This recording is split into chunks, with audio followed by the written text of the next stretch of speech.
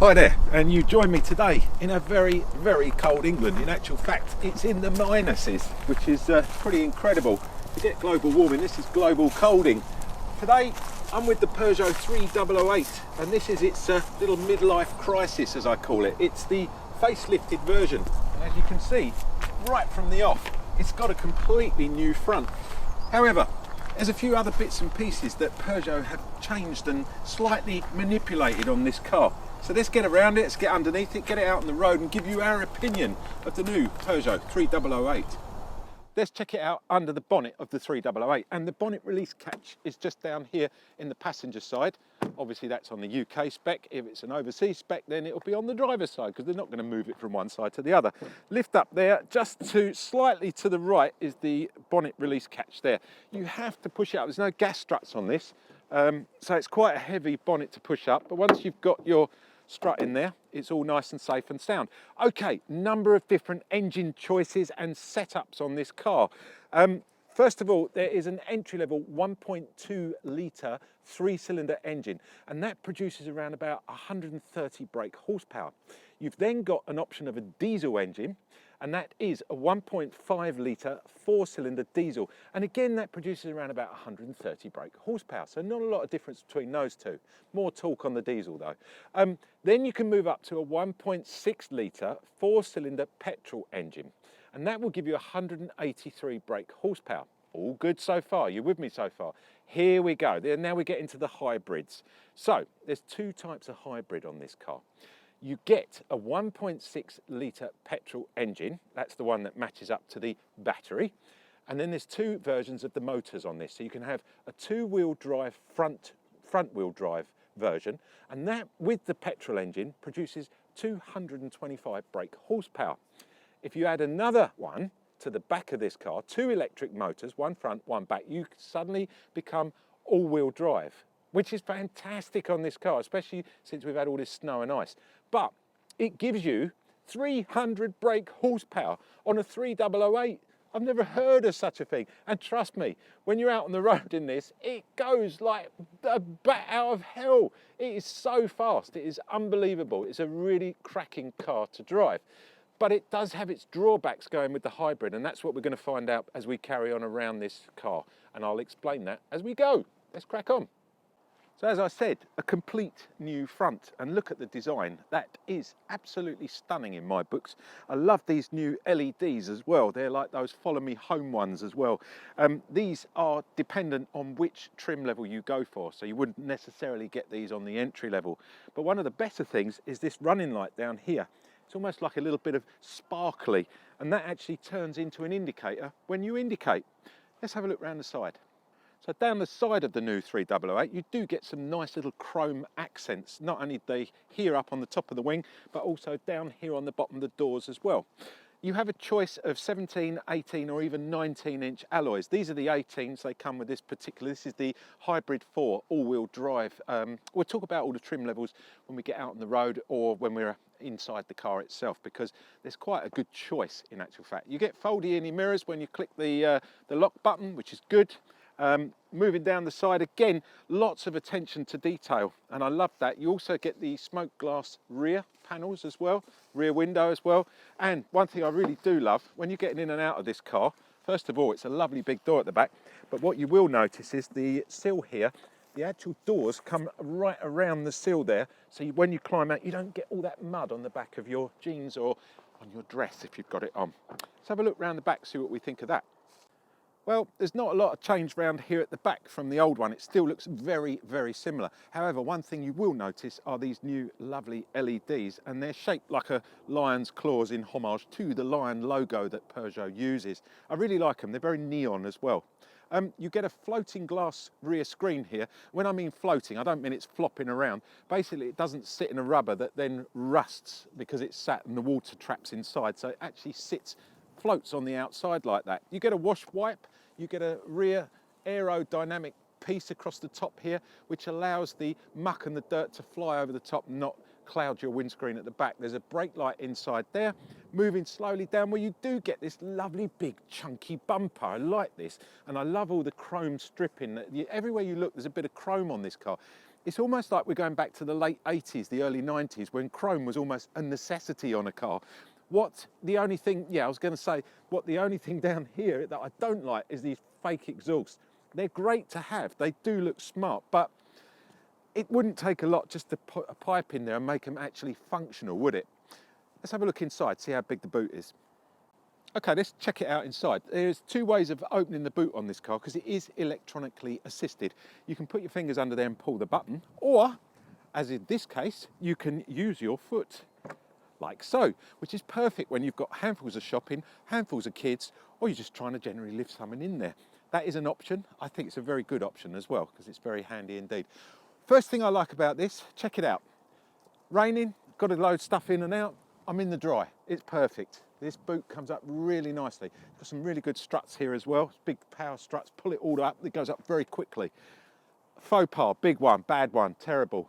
We now got the parcel shelf. You know how I hate these. This one isn't too bad to get out, and it does kind of flop about a little bit, but when you've got the hybrid version, you'll see in a minute, you've got nowhere to put this.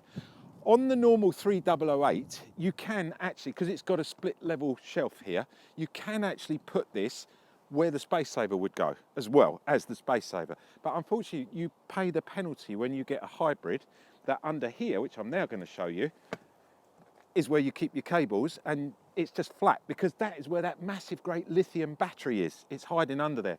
I'm not actually going to throw this, because in the other 3008s, it can go under there. But just remember, hybrid you can't. The other thing you can't have with a hybrid is a space saver wheel, because when I show you in here, you'll see what I'm talking about. The battery takes up all the space for that. These are your charging cables for your charger. Well, if you have a home charger, which you would do if you owned one of these. I'll put that out the way for a minute. We'll take the pannier bit out because I want to show you. So that all comes out. Now, if you come and have a look over here, you'll see this is where that battery sits. Now, on all the non-hybrid versions, you get a nice split level on this, so you can slide everything in.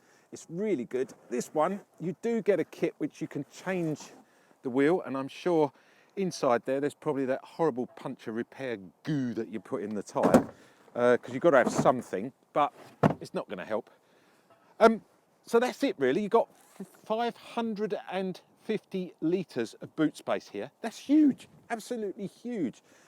It's nice and flat, so there's no lip to, if you're loading stuff in as well, it's really, really good. You've got a 12-volt adapter over there, and then you've got the tie-offs down here as well. It's all really nice. And then a lovely bit, which I like, to put those seats down. Watch how easy this is. So you just pull that one like that. Look at the way they're pinned down. Amazing, huge, and no lip there either. Obviously they do go down a lot flatter than that, but look at the size of it. Incredible. Let's see if it's comfortable for the passengers, because I think that's going to be a major turning point whether you buy one of these or not. Okay, before I jump in the back and show you around, look at the size of this door. It's absolutely massive, so you can easily get in and out, which makes life even easier when you're in one of these 3008s. Firstly, look at the knee room. Absolutely huge because of the shape of the seat. Very clever the way Peugeot have thought about that. They've shaped that seat in nicely there. Loads of headroom and tons of space. Another thing I love, I'm going to pull the door to here just like that. That window is massive. And there's a reason for that, I'm pretty sure, because if you're going to have kids in the back here, you need a big window, because otherwise it's the, I feel caustic. Well, you're not going to when you've got a big window like that. And not only that, they're all tinted as well. So that means during the summer, it keeps it a little bit cooler as well. Excellent, really good design all round. Speaking of design, look at these seats. The trim on these is absolutely superb. It's really lovely finish of a much higher spec car than you would imagine. I'm really impressed with that. And you also get the recessed seat belts as well, so you can slide across quite easily without catching your jeans or bits, ripping bits and pieces.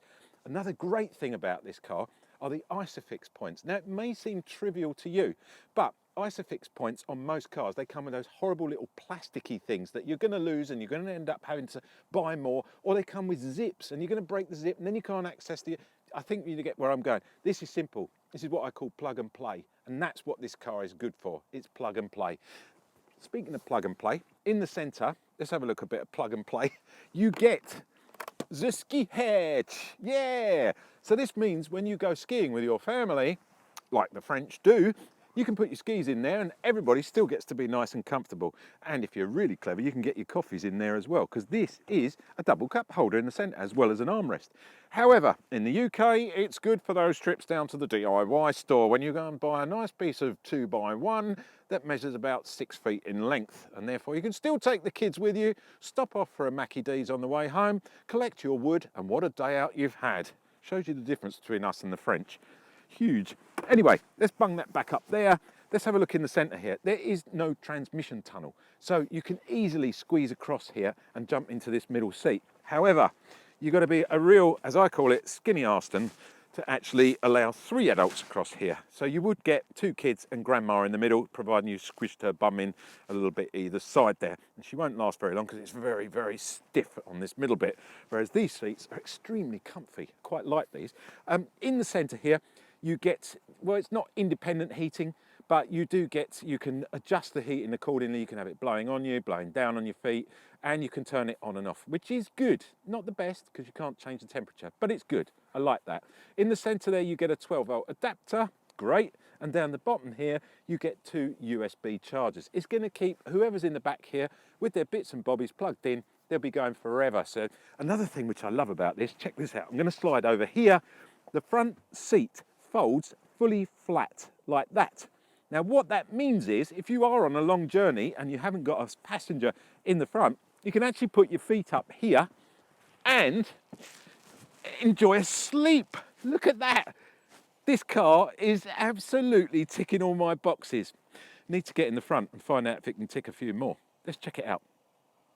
Right, so here we are up front in the Peugeot 388. It's a keyless entry and ignition system, and your start button's just over there. I'm not going to start the engine. What I am going to do is put the power on so we can have a look at it, and I'm going to turn the heating down because it's going to blow and make a lot of noise. Now, there aren't any knobs in this car, apart from the obvious, and I won't state the obvious. There is one. Yes, you guessed it, the volume knob. And that's about all it's good for. But knobs are very important when you get in the car in the winter, because if you've got your gloves on, you've now got to fiddle around with the screen. So you've got to take your gloves off to actually fiddle around and set your heating systems up and your other bits and pieces. The only thing in this, you turn the volume up and down. Let's start from the right-hand side here. There's a panel just over here. It's got your lane keepy on it, your lane distance. It's got your fuel cap lock and unlock, and a couple of other buttons down the bottom there. On the right hand side here, you've got your wipers. You've got auto wipers on this car, obviously. And then if I pull the door to slightly, look at the way this all matches all the way around here. Isn't it lovely? I love the finish on this car, really nice. One thing I don't love, and unfortunately this has been a bit of a bind with me with Peugeots for the last few cars that we've reviewed. If you have a look, when you're trying to adjust this, that is as high as it will go.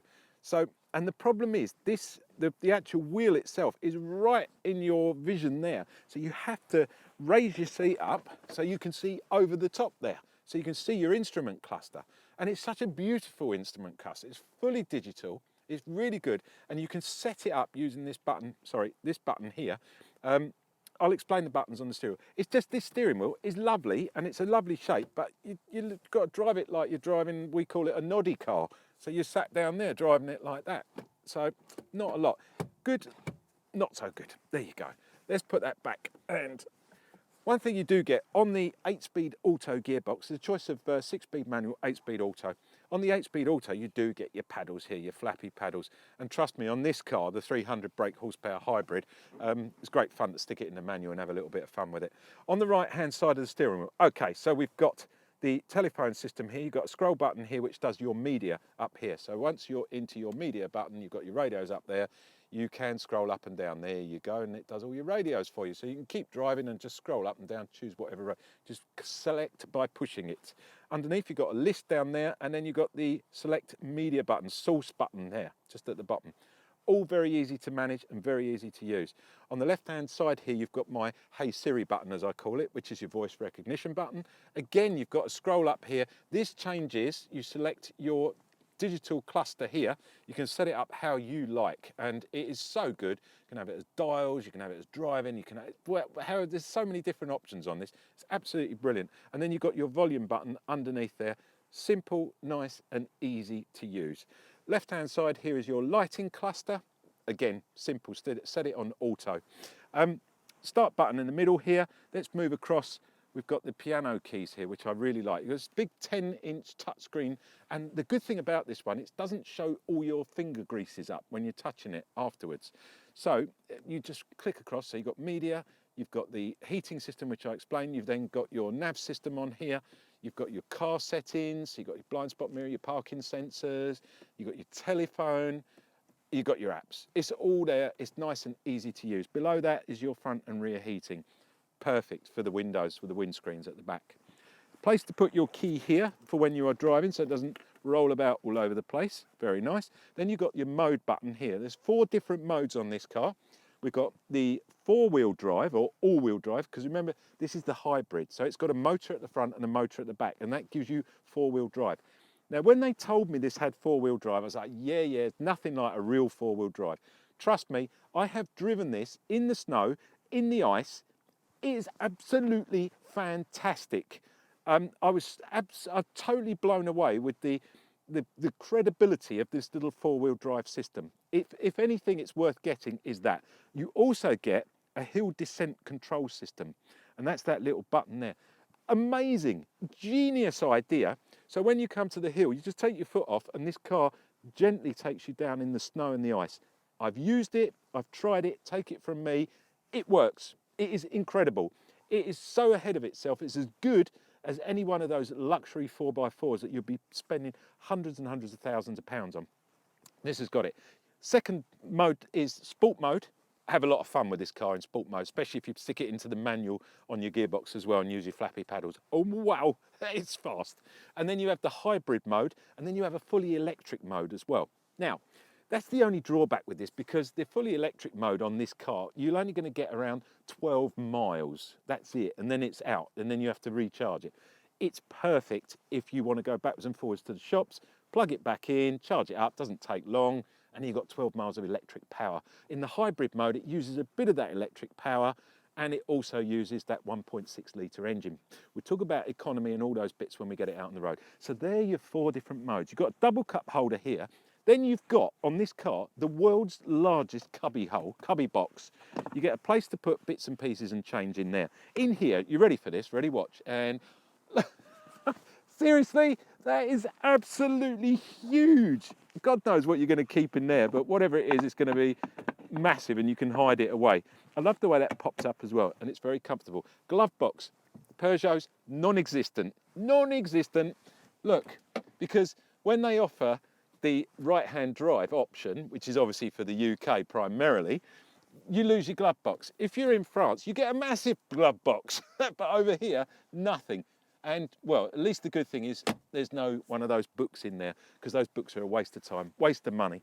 The actual design of this car, the seating and the way you sit is superb. If you get the panoramic roof in here, you lose a little bit on the height, but look at the height in here. Everything is just so nice and set up for the driver. What we need to do now is get this out on the road and actually give it a drive and give you feedback, especially on that 4-wheel drive system, because it is second to none. Absolutely incredible. Let's do that now. The first thing you notice when you get out on the road in the 3008 is how beautiful it is to drive.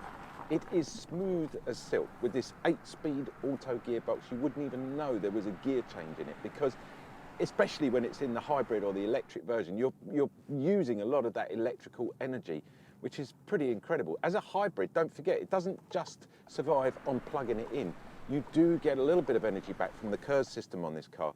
The KERS is the KERS, which is Kinetic Energy Recovery System. They use it a lot in Formula One. I think that's where it was originally developed, but you now get it in most hybrid cars. So they use the brakes to generate more. So as you cruise, as you coast, as we say, coast along, so you're not actually using the engine or brake, it recovers that energy and puts it back into the battery. You can't get a full battery back of it. You do need to charge it back up again. And unfortunately, even on a full charge, I'm only getting 12 miles on this, which it's not the best, but I don't think it was ever intended to be a fully electric vehicle. The whole idea of this was to have that electric availability to the car. So when you're stuck in traffic in town, you just stuck one after another, you're not giving out loads of CO2 emissions. Oh, one thing I've got to show you guys, you've got to see, watch the turning circle on this car. It is absolutely incredible. Check that out. and you know, it will almost go, no, I don't know, it's gonna give me the beeps. We did it guys, we did a full 360, how's that? I had to mention that, sorry, we were just about to do it and cameraman's going, do it, so I had to go and do that.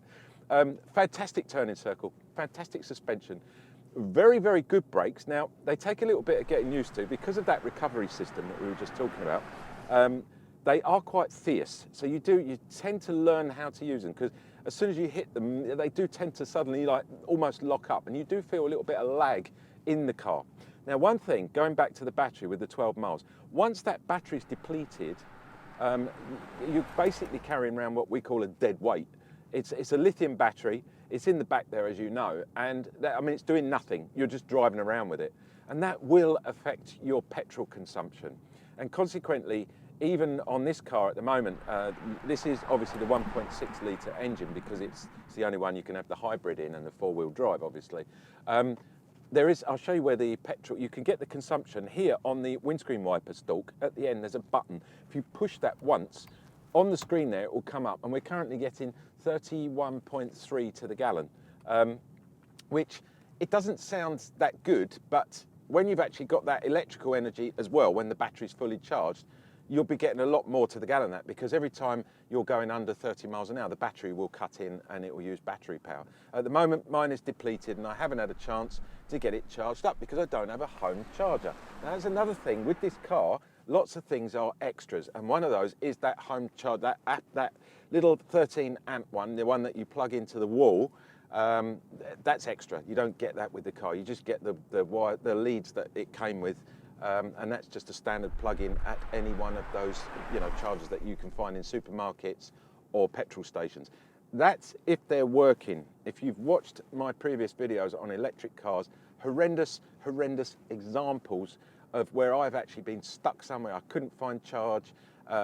During this terrible pandemic throughout the world, there's been a lot less technicians out there to be able to fix, you know, what generally happens is people go in, they plug them in, then they suddenly go, oh, it's not plugged in, and pull it out again, and they blow the fuses on these charging outputs, which is so annoying, because then you have to wait for a technician to come out and repair them, and that can take weeks and weeks and weeks, unfortunately.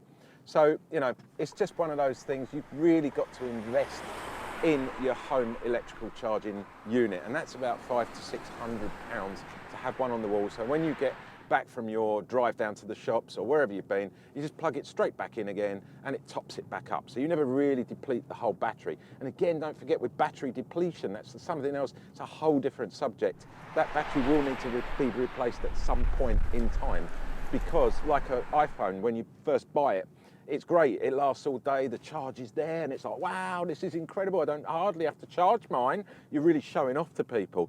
And then within 6 months, maybe 8 months, you're now charging it lunchtime because, well, I don't understand it. I mean, it used to go all day without, yeah, it's battery depletion. Little cells inside the battery, they die, and you can't replace them, and then you have to get a new battery. And that's unfortunately the way of batteries. That's the way they work. So let's talk about a couple of other bits and pieces. You get a 3-year or unlimited mileage warranty with this car. Very, very good.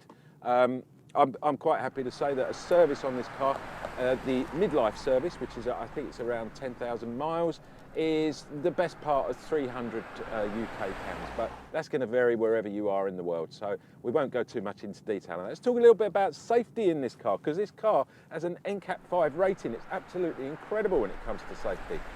It's a family car at the end of the day. You need bags and bags of safety on this car. Blind spot mirrors, this particular level, this trim level that we're driving at the moment, which is the GT, it's the top level. We'll talk about trim levels in just a minute. That comes with the blind spot mirrors. You can add another safety device on here, which is normally only reserved for luxury cars, and that is night vision. Night vision, guys. You can actually have it on the Peugeot 3008. And what that means is you've got an extra 200 meters in addition to your headlights of radar infused detection. So in other words, 200 meters you can see, let's say you can see 100 meters with your headlights, you can see another 200, that's 300 meters ahead of you. The actual car, the radar itself will pick up if there's an animal in there or someone stood in the road or a bicycle or anything, an obstacle in the road. And that comes under the autonomous braking system, which all these cars have, which is fantastic. Another thing to mention, not necessarily safety, but something you should know about, Apple Play. and Android mirroring in this car. You've also got, on this trim level, wireless charging for your Apple. There are two nice USBs inside there and a 12 volt if you do need to. That's where you can connect in on your Android for your Android mirroring, which is great. And it'll come up on the screen, so you don't necessarily need to buy one of the trim levels with the sat-nav. You can use your Waze or your Google Maps and they'll come up on the screen there, which is just as good. And it's being charged on the wireless charging as well. So yeah, you can't really fail on that. Again, going back to more safety bits and pieces, you've got lane keeping on this car, you've got distance control. So once you set the cruise control, which unfortunately is hidden under there, it's a real pain on the Peugeots. All Peugeots have got this. When the wheel is straight like that, I cannot see the cruise control. To be honest, I didn't even know this car had cruise control until someone said, "Are you going to mention the cruise control?" I was like, "Where?" Down there. So it is actually there, it's hidden underneath. And once you get used to it, you can set it without having to steer through someone's front garden to actually set your cruise control. So we've covered pretty much all the safety items. I mentioned autonomous braking as well. We've discussed the economy, the battery. It just comes down to now, really, it's price and the actual cost of one of these cars and the trim levels, which I've promised you all the way along, I would explain. So entry level, 27,000 UK pounds. That is the Active. The Active is your entry level. 27 grand will buy you a 1.2 litre 3-cylinder engine and a pretty basic trim level. You do get aircon and you will get a decent screen, but that's about it. Moving up, you go to the Allure, a very French word, the Allure. Sounds more like something I spray around my ears when I'm going out on a good night out. Allure will get you the next level up. You suddenly start to get extra USB ports. You get the bigger screen up here, 10-inch touch screen. Start getting bits of lights and things like that. You need to go down and check this out with your local dealership because I am not here to sell you a car. I can just tell you the different levels. The next one up is the GT line. The GT line. The GT line is full of other extra bits and pieces. You go up in wheel size as well, you get different options. And then finally you get to the GT. Each one is denoted here on the steering wheel. You get this one says GT, so I know I'm driving a GT spec. There is a premium pack for each of those lines as well. You can add into that. So you can add things, you know, those extra bits like the hill descent control, the night vision, things like that. That can come with the different premium packs. Check it out with your local dealer when you go down. I thoroughly, 1,000,000% suggest you go and test drive one of these 3008s, the latest ones. If you can live with the fact that this is pretty much, I'm quite happy in my driving position. It might not suit you, so don't take my word for it. Get down there, give it a road test. Try not to take the top of the range out because you will be sold on it like I am. I absolutely love all these extra bits and pieces. This top of the range, 47,000 UK pounds. That's an awful lot of money for a Peugeot. That's all I will say. It's nice to have all these bits. I have semi-fallen in love with this car, but 47,000 pounds buys you a lot of other cars as well. So I do have to mention that. But at 27,000 entry level, it's not a bad car. Let's head back to the farm for a good roundup and summary of our review on this Peugeot 3008.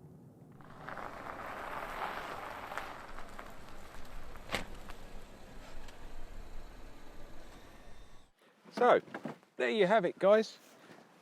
What an amazing car to drive, the 3008. And to be honest, it's very difficult to find fault with this car, this facelifted version as it is. What's going to be next? Well, who knows? Let's hope that Peugeot continue on this fantastic design spree that they're on at the moment and continue to keep producing these amazing engines as well. My personal choice on this, well, I think I'd definitely go for the 1.6 litre on its own. I'm not a big lover of the hybrids. However, it is handy to have, but then you can't get that space saver wheel in the back, and I think that is essential. I've really enjoyed driving this car. You've been watching me, AJ the Player. Thanks for watching. I hope we've given you an insight into this new car from Peugeot. And if it's something you're going to go and test drive, I suggest you get down there and test drive one as soon as possible because it is well worth it. We are much bigger than just a YouTube channel. We are part of The Player. Now, if you look here now, www.theplayer.co, there it comes. It's just popped in there. Go there because you get as you watch me on YouTube, a free copy of our bookazine. Now, bookazine is a hardback magazine. It comes out every 3 months. It's got 200 pages of everything us guys love. There's cars, there's boats, there's holidays, there's golf, there's wine, there's beer, you name it, it's in there, everything that we love. Go check it out, www.theplayer.co.uk. Because you follow me on YouTube or watch me on YouTube, you get that for free. And as you can see, I'm not a big data capture person, so all you need to do is put your name in and an email. You can either download it or you can read all 200 pages online at your leisure. There you go. Don't forget, like, subscribe and comment. If you've got any more questions, put them in the comment box below. And if you do subscribe, leave the little bell sign unchecked because you get regular updates. We're putting videos up at least once, maybe twice a week on different cars, interviews, boats, planes, helicopters, you name it. Thanks for watching, guys. I'll catch you next week with a new BMW.